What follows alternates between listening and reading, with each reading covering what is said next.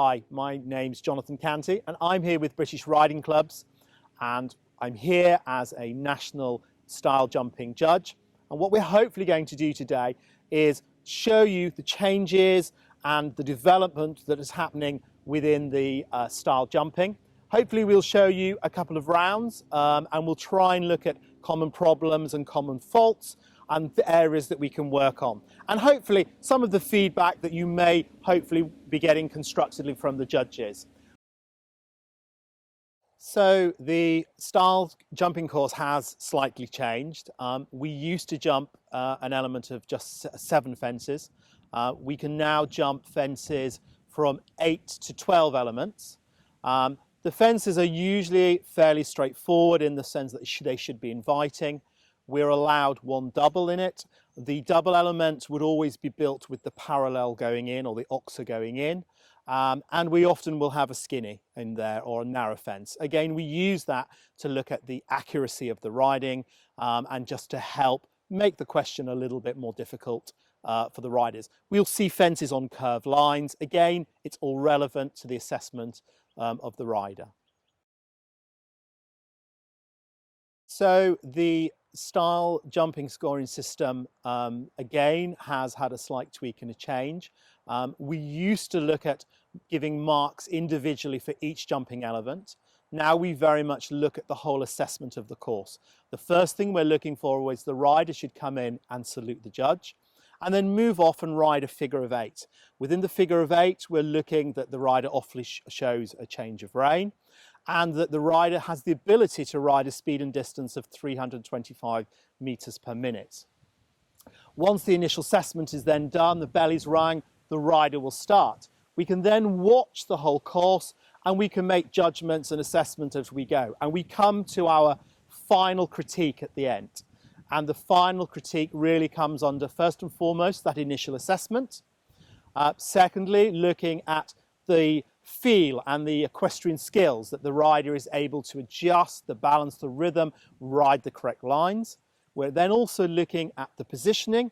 Do they have a good balanced seat? Are they able to have good hands to move with the horse, have good core strength and to work in partnership with their horse? And then finally, we're looking at the balance. We're actually looking at the horse at this point, the balance and the rhythm and the desire that the horse wants to stay forward and work in a pleasing way. There are penalties that can come about throughout the scoring system. Knocking down a pole is not as expensive as in normal show jumping. You would just receive 2 penalty points for that. Having the first refusal would give you 3 penalty points. A second refusal on the whole course would then give you 6, and a third, unfortunately, would give you elimination.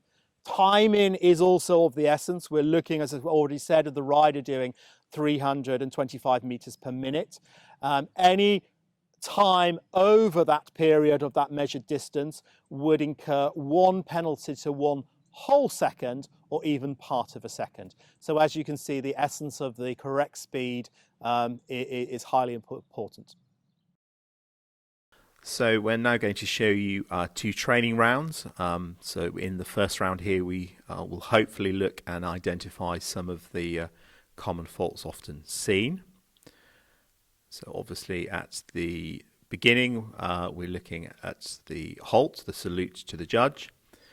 And then in the first move off and assessment we're looking for the rider to show the ability to ride the correct speed and distance, 325 meters per minute, and show a simple change of leg in the canter.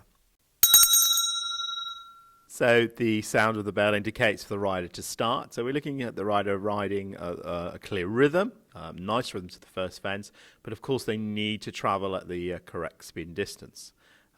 Horse got a little bit close there, yeah, really needed the horse more in front of his leg, more covering the ground to make a much better job. So if we focus a little bit on the rider's position, it's very important that the rider has the ability to follow the movement. There we just saw a couple of times where the rider he's getting a little out of balance, he's not really folding, not following. However, you know, the lower leg actually remains in a quite a good, strong position. Positioning now coming to the double. Okay, so we're getting a little in front of the movement now. So by coming a little too far forward in front of the movement, we're putting too much emphasis over the horse's shoulder, encouraging them to be a little bit forward and downhill on their forehands. So as you can see, the position is very important. How we present, how we balance our turns. There, a little bit of a sharp turn, you really punish the horse just a little bit. And now with too much mobility, too much busyness in the upper body isn't being very, very helpful. And of course then the end not so tidy. So now we've seen some of the common faults and obviously areas that we now need to work and improve. We can now have a look at what the judges are looking for. The style jumping is judged on 4 clear directives: the assessment of the rider, the equestrian feel and skill, rider's position, and the horse's balance and rhythm throughout the round. So if we look at the assessment of the rider, this actually scoring comes in at the very beginning before they commence the round. So from the salute, we look at the first general appearance of the rider, how the rider has the ability to ride in a very clear, secure, balanced seat, showing a very clear change of rein with the horse in good balance. The bell would then indicate us for us to move forward and to start the round. We would now be starting to look at the equestrian feel and skill.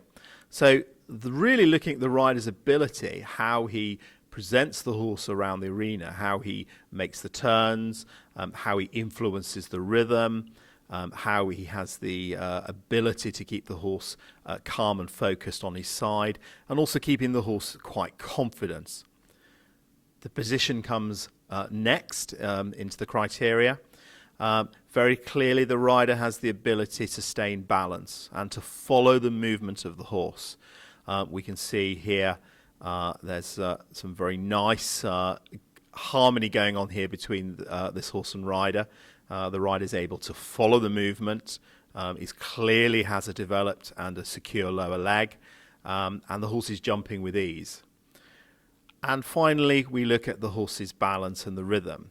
So the horse's desire to stay forward, his attention, his confidence in the round, and that he remains quite calm and focused, and obviously has very good acceptance of the bridle. And really, horse and rider are producing a very clear and harmonious picture. And of course, a slight change now in that once the last fence has been jumped and the rider presents through the timing gates, the round has finished. There is now no longer a need for a second bell to indicate the end of round. The new scoring system has actually allowed us to use the style judging criteria over any height. We can use it at club level, at very, very small. So we can there use to help train our riders, to develop our riders, and to improve equestrian skills and partnership and harmony. But if we want to actually compete within a competition which is affiliated to the riding clubs, we have 2 heights that we work on. We work on a course of 75 centimetres and a course of 85 centimetres. That can be done as an individual or can be done in an element of a team. So anybody who would really like to get involved with these sorts of things, again, it's a great opportunity to speak to your area representative or your active club members or your committee, and really see if they can bring this type of competition and training to you at club level. And then this sets you up for area qualification and hopefully going on to national qualification and success.